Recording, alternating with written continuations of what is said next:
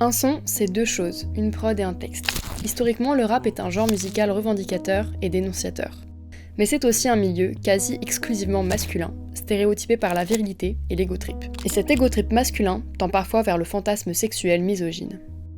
Oui, tu le vois venir, aujourd'hui on va parler du sexisme dans le rap. Elle est bonne la whisky, vas-y follow me, je vais te démonter à l'hôtel Ibis. Vaginalement inconsommable, tu es inconsommable. Navigue en toi, tu nous fais à manger, puis tu nettoies la cuisine. Ça fait pas mal de temps maintenant que j'ai du mal à écouter des sons que j'aime bien à cause des paroles. Et de ce constat est né un réel questionnement. Est-ce que je peux dissocier les paroles du son comme si j'écoutais par exemple du rap US et que je captais pas toutes les paroles? Mais d'abord, est-ce que ces paroles sont réellement choquantes ou est-ce que je surinterprète? Mon féminisme me rend-il dur d'oreille? Qu'est-ce qui est acceptable, entendable et qu'est-ce qui ne l'est pas?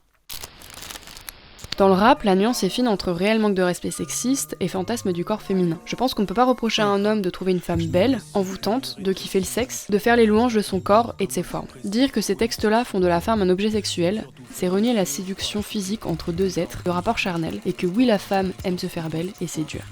La misogynie intervient lorsqu'elle ne se réduit qu'à ça, que l'homme se place en position sexuellement dominante, et pire encore lorsque le fantasme tend à l'éloge de la violence sexuelle allant dans le sens de la culture du viol. Parce que dans Pornstar Martini, lorsque Made in Paris dit T'étais juste venu en visite, tu repars avec des dégâts physiques. ou encore quand Bushi dit dans l'averse Je peux prendre ta go par ses couettes comme un bébé la secouer. Les voir appeler au secours, y'a que ça qui peut me faire bander. une limite non acceptable a été franchie, celle de l'apologie de la culture du viol.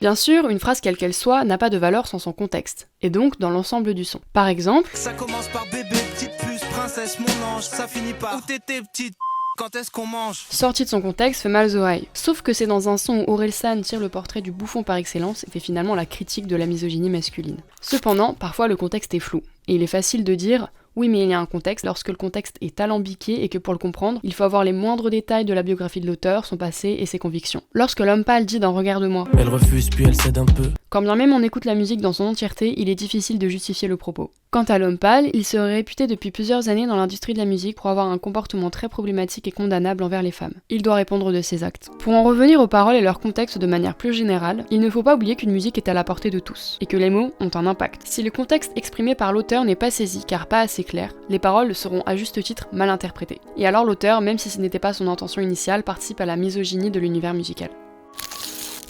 On peut reprocher à un rappeur de tenir des propos misogynes. Mais qu'en est-il de notre écoute? À quel niveau place-t-on notre responsabilité?